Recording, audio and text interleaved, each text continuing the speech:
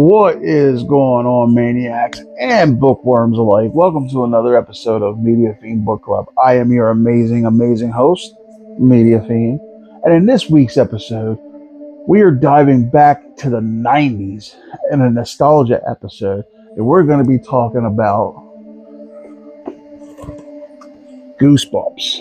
So, if you didn't hear the last episode, a few weeks ago, your boy had a 24-hour stream on YouTube, and I decided I was going to read some books, some nostalgia books, because it was a 24-hour nostalgia night live stream, and I decided on some Goosebumps.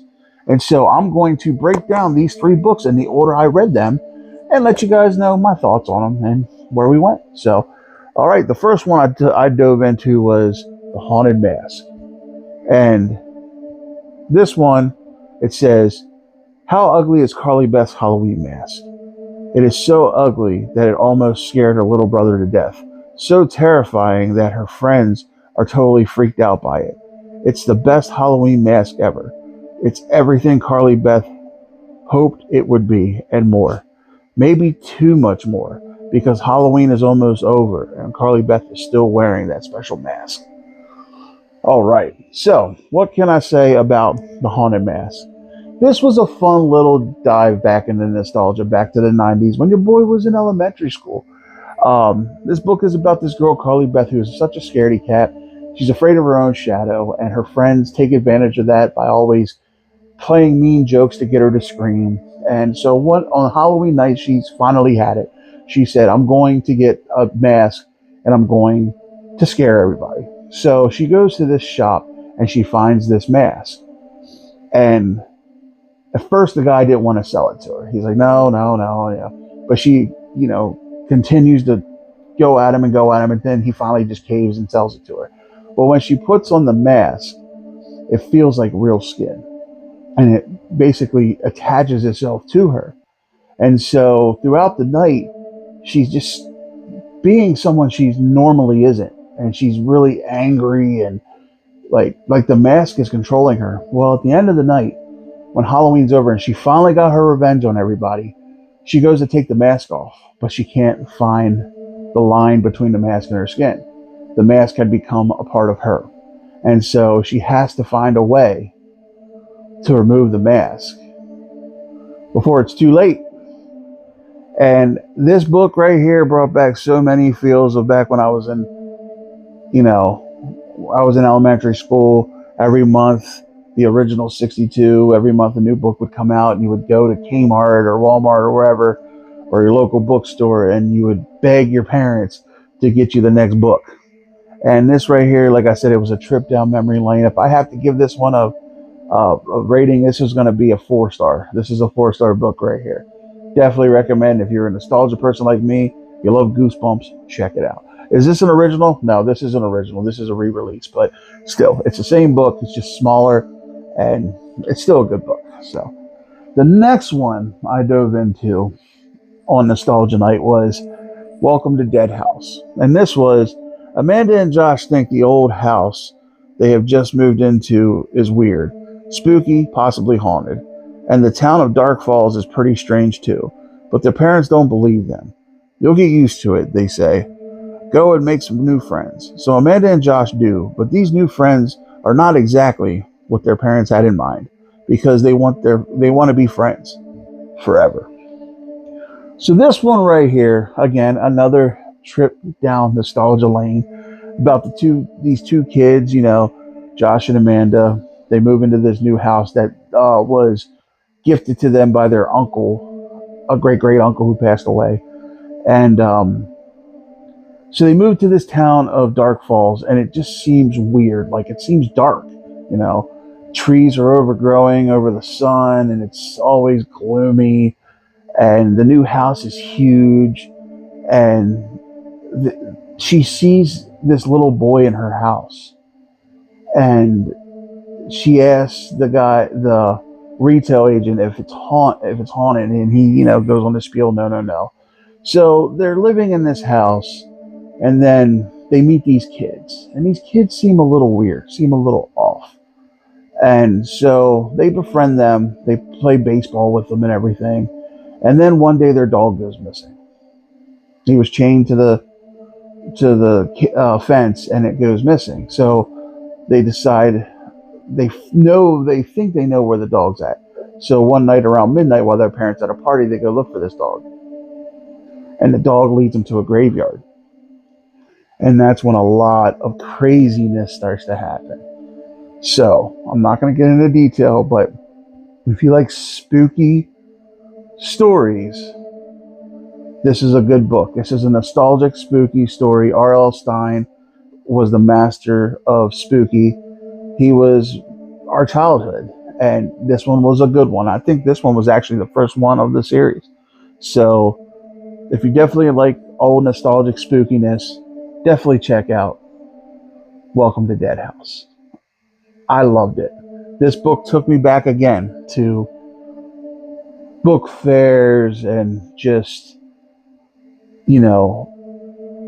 Scholastic book clubs and Goosebumps book club, all that stuff, man. It was on point.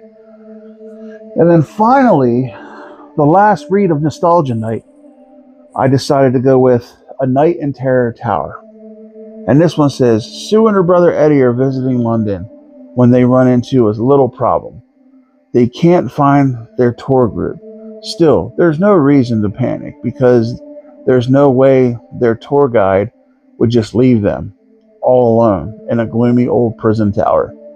There's no way they'd get locked inside after dark with those eerie sounds and a strange dark figure who wants them dead. So, what can your boys say about A Night in Terror Tower? This one of the three was the weaker one. The story was fine. It's just, it had nothing, like this person on the cover had nothing to do with like the story at all. I don't know why this, you know what I mean? It is what it is, but it was about these two kids, and they were on a tour group in Terror Tower, and they end up getting lost from their group. And so they're trying to escape, and this guy with this hat over his eyes and this cape is chasing them throughout Terror Tower. And they finally escape. And when they finally escape and they go to the hotel where their parents are supposed to be, they can't find their parents. They say their parents aren't there. They say they have no record of their parents being there. And then they ask them their last name, and they don't remember their last names, and they start forgetting stuff. And then they run into the guy with the cape, and he takes them back in time. And so you find out later who these two kids actually are and what happened and why they're where they're at. So again, it was an okay read. If I have to give it a star rating, I'm going to have to say 2.5. It wasn't the best. It was the weaker of the three. I'm not a big time travel person, but it wasn't horrible. Again, it was a nostalgia trip down memory lane. It took me back to when I was a little kid in elementary school at the Scholastic Book Fair with a $5 bill in my pocket. You get a Goosebump book, a poster, a bookmark, and you were happy. So, yeah, this is what do I say? 2.5 out of 5, something like that. And then I'm going to have to give Welcome to Dead House, a 3.5 out of 5. So those were the three amazing Goosebump books I read on my 24-hour Nostalgia Night live stream. They were fun. Some were better than others, but definitely check these out if you want a good read, if you want a nostalgia trip. I recommend you check out Goosebumps. Goosebumps is always a home run hitter. So definitely check these out. All right, guys. With all that being said, we're going to dive into the next one.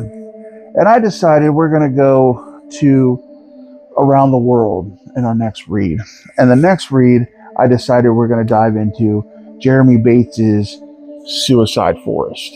And this says, just outside of Tokyo lies Akihara, a vast forest and one of the most beautiful wilderness areas in Japan. and also the most infamous spot to commit suicide in the world. Legend has it that the spirits of those many suicides are still roaming, haunting deep in the ancient woods. When bad weather prevents a group of friends from climbing neighboring Mount Fuji, they decide to spend the night camping in Okihara, but they get more than they bargained for when one of them is found hanged in the morning, and they realize there might be some truth to the legends after all.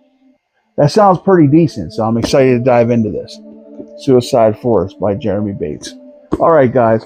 With all that being said, I love you guys. Thank you guys. Don't forget to hit that subscribe button along with them bell notifications. That way, when your boy Media Fiend throws up one of these book clubs, you're in the know. So, all right, guys. With all that being said, I love you guys. Thank you guys. And until next time, this is your boy Media Fiend saying, as always, get yourself a good book, be chill, and we out. Peace.